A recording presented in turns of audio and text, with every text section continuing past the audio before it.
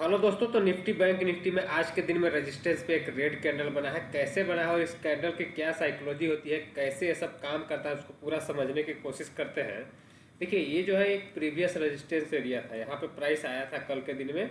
ये देखिए क्या होता है ना कि जब इस टाइप का मार्केट में मूवमेंट होता है, इसको आप समझने की कोशिश कीजिए। बार बार मार्केट जब रेजिस्टेंसेस बनाते जाता है तो वहाँ पे जो इस टाइप का स्ट्रक्चर बन रहा होता है, उस स्ट्रक्चर को आपको समझना जरूरी होता है कि क्या क्या चीज़ कैसे कैसे कब काम करता है। ठीक है, तो इसी के लिए मैं आपके साथ डेली वीडियो शेयर करता हूँ। अलग अलग चीज़ें सीखने के लिए मिलता है, तो वीडियो में आप पूरा बने हुए रहिए, चीज़ों को देखिए समझिए, और ये सब चीज़ें लाइव में आपके अप्लाई होता है, तो उसको भी अप्लाई करने का कोशिश कीजिए। डिस्क्लेमर ये है कि ये सब एजुकेशनल वीडियो है। कोई भी ट्रेडिंग या इन्वेस्टमेंट का डिसीजन लेते हैं तो अपने फाइनेंशियल एडवाइजर से सलाह लेकर लीजिए। मैं यहाँ पे जो भी चीज़ें डिस्कस कर रहा हूँ एक लर्निंग पर्पज से डिस्कस कर रहा हूँ। एक देखिए, ये जो मार्केट होता है, देखिए इस टाइप से नीचे गया, फिर इस टाइप से ऊपर आया।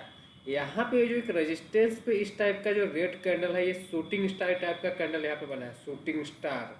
आप देख रहे हैं, ये प्राइस ऊपर गया, हाई लगाया, और हाई लगाने के बाद प्राइस नीचे आके क्लोज किया है। ठीक है, अगर आप बैंक निफ्टी में देखेंगे, बैंक निफ्टी का जो चार्ट है, इसमें आपको एक इस टाइप का शूटिंग स्टार से भी थोड़ा सा एक ड्रैगन फ्लाई डोजी आप कह सकते हैं, तो एक डोजी टाइप का इनडिसीजन टाइप का कैंडल बना हुआ है। अब देखिए, इस टाइप का कैंडल बनता क्या है, इसकी साइकोलॉजी क्या होती है, इसको छोटे से टाइम फ्रेम में समझिए। एक रेजिस्टेंस एरिया में प्राइस जब आता है तो वहाँ पे होता यह है कि रेजिस्टेंस पे आने के बाद प्राइस कभी कभी रुकने का कोशिश करता है। अब कहाँ पे रुकेगा, क्या करेगा, क्या स्ट्रक्चर होगा, सब कुछ समझने वाला चीज़ होता है, और सब कुछ इस यूट्यूब चैनल पर डिस्कस करते रहता हूँ। अभी देखिए आज के दिन में क्या सिनेरियो हुआ। देखिए आज के दिन में मार्केट में जब ओपनिंग हुआ, आप देखेंगे मार्केट में ओपनिंग हुआ, एक ऊपर की तरफ का मूवमेंट आया। बैंक निफ्टी ने 50,000 के लेवल को वापस से टच किया, 50,200 के ऊपर भी किया, लेकिन क्या हुआ कि उसके बाद इस इमीडिएटली यहाँ पे सेल ऑफ आ गया। ये जो सेल ऑफ है बहुत ही तेजी से आया, इसको 5 मिनट के चार्ट में समझिए।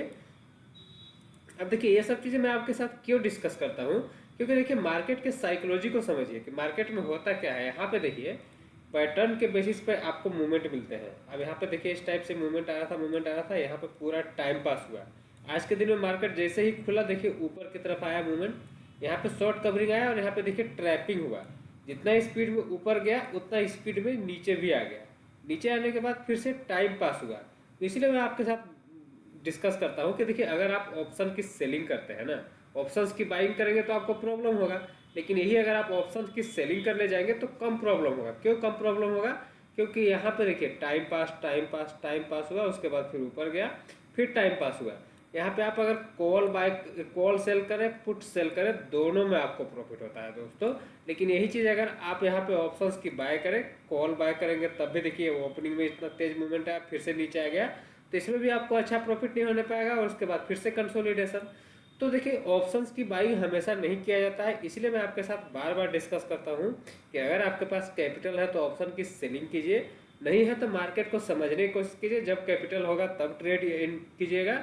इन्वेस्टमेंट पे ध्यान दे सकते हैं। ऑप्शंस की बाइंग आपको जब मार्केट में जब एक क्लियर कट पैटर्न होता है तब आपको एक देखिए, जैसे ये पैटर्न मिला, अगर आपने यहाँ पे ऑप्शन की बाइंग कर लिया तो बहुत अच्छी बात है, अगर नहीं किया तो कोई दिक्कत नहीं है। और ये चीज़ मैं आपके साथ बताता हूँ, ये पहली बार यहाँ पे पैटर्न मैं आपके साथ डिस्कस नहीं कर रहा हूँ। इस चैनल पे मैं लगातार यही सब डिस्कस करता हूँ कि कौन सा पैटर्न बनेगा तो क्या टारगेट आएगा, क्या स्टॉप लॉस होगा। तो उस बेसिस पे आपको जब पैटर्न मिले तब ऑप्शन की बाइंग करना चाहिए। अदरवाइज मार्केट में अगर आपको रेगुलर बेसिस पे ट्रेड करना है तो उसके लिए ऑप्शन सेलिंग बेस्ट तरीका होता है। बहुत बार डिस्कस कर चुका हूँ और आगे भी डिस्कस करते रहूँगा। कुछ चीज़ें अगर लाइव में होगी तो लाइव में भी दिखाने की कोशिश करूँगा। अब देखिए यहाँ पे क्या हुआ मार्केट में कि पूरा टाइम पास हुआ, टाइम पास हुआ, और फिर मार्केट यहीं पे खड़ा हो गया। अब ये जो खड़ा हो गया, ये ऊपर एक हाई लगा लिया, फिर से यहाँ पे एक हाई बनाने में, यहाँ पे इस हाई को तोड़ने में असमर्थ रहा, और वापस से नीचे आ गया है। तो ये एक क्रिटिकल जोन में है, इसको आप समझिएगा दोस्तों। मार्केट एक क्रिटिकल जोन में कैसे है, आप निफ्टी को देखिए। ये क्या है कि फिर से देखिए हाई बनाने के बाद सेकेंड जो दोबारा से जो अटेम्प्ट हुआ ना, ये अटेम्प्ट को ऊपर की तरफ निकालना चाहिए था, लेकिन यहाँ पे क्या हुआ कि ये नीचे की तरफ आ गया। तो ये एक थोड़ा सा यहाँ पे जो है रेजिस्टेंस पे प्रॉफिट बुकिंग का सिग्नल देता है। अब प्रॉफिट बुकिंग आएगा कब, इसी के लिए मैंने आपको डेली चार्ट और आवरली चार्ट समझाया। वापस से आवरली चार्ट में चलते हैं, फिर डेली चार्ट में चलेंगे। देखिए आवरली चार्ट में क्या है कि आपका यहाँ पे देखिए इस टाइप का एक रेड कैंडल बना, फिर से एक रेड कैंडल बना है।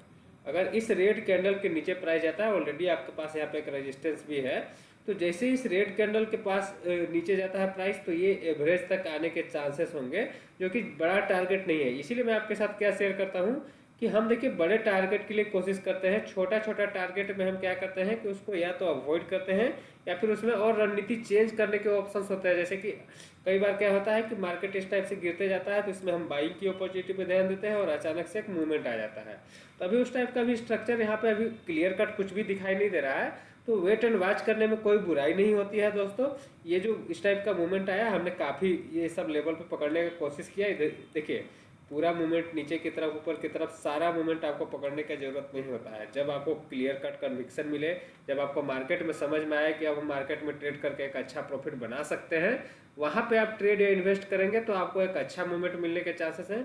यहाँ पे देखिए एवरेज थोड़ा सा दूर है, इसलिए हम थोड़ा सा इसमें वेट एंड वॉच में रहेंगे।